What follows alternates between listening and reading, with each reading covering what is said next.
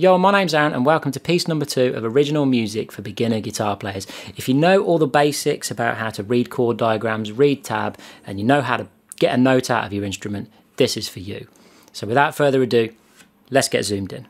As usual, the tabs for this will be uploaded to my Patreon page. You can grab them via a link in the description if you want them. So in order for you to know how this goes, I am of course going to have to play it to you. It's at 60 beats per minute. My metronome is already ready. Here we go. 2, 3, 4.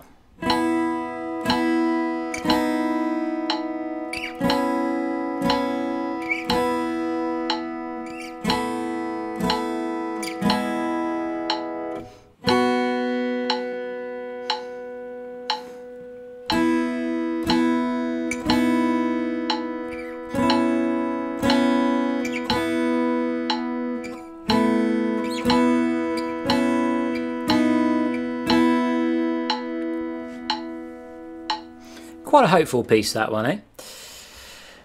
So, the first thing to notice about this piece is that every single one, almost every single part of this piece is striking 3 strings at once. And we're striking the G, B and high E strings, right? Those 3. The thinnest 3 strings. So that's the first thing to notice. It's only in bar 4 where we strike 2 strings instead, where we're striking the B and high E together. So just notice that as an overall thing before we start.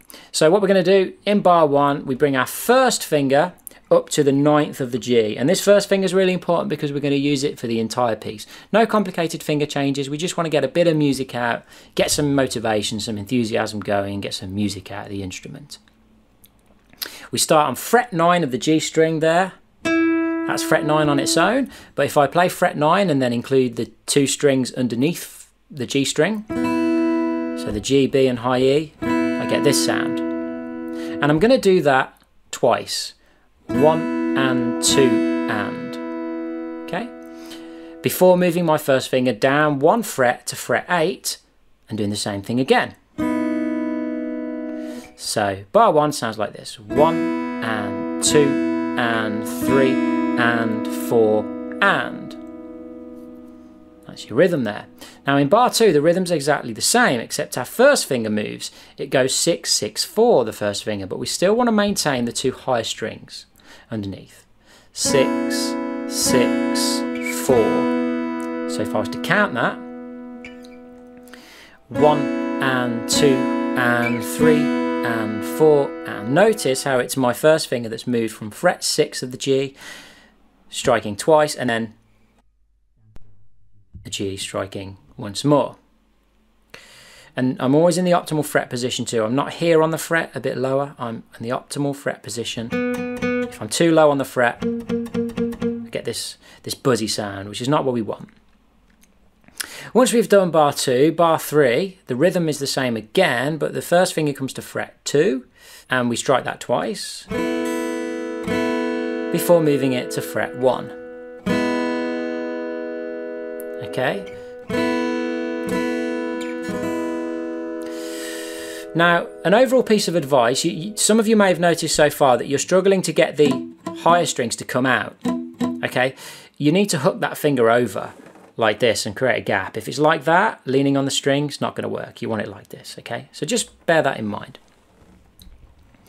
And once you've done bar 3, bar 4, you bring your first finger to fret 2 of the high E, and you're only striking the B and the high E strings this time. So bars 3 and 4 together sound like this. 1 and 2 and 3 and 4 and 1, 2 and 3 and 4 and.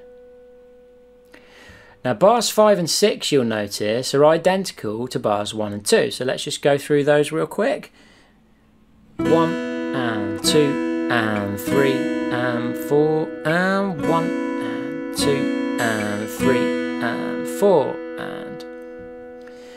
and then bar 7, probably the hardest part of the piece, your first finger has to go 2, 4, 6, 8 and then finish on 9 where it started.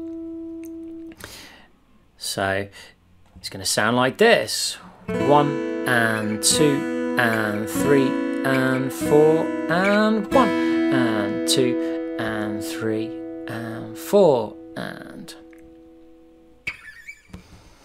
If you found that video helpful, check out the video that is on your screen now.